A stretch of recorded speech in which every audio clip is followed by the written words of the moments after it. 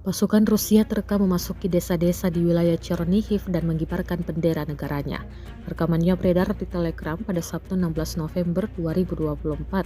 Dalam keterangan unggahan disebutkan, di daerah perbatasan di jembatan yang hancur di atas sungai Sudots, mereka memasang bendera Rusia. Unit khusus Rusia juga masuk dari wilayah Bryansk ke desa Gernyats dan Murvi di Chernigov. Sebelumnya, Angkatan Bersenjata Ukraina memindahkan banyak unit dan memindahkan mereka dari wilayah Chernigov ke arah Kursk. Rekamannya pun kini telah menuai berbagai komentar dari warganet. Dan diketahui perang antara Rusia dan Ukraina belum juga menunjukkan tanda-tanda akan mereda.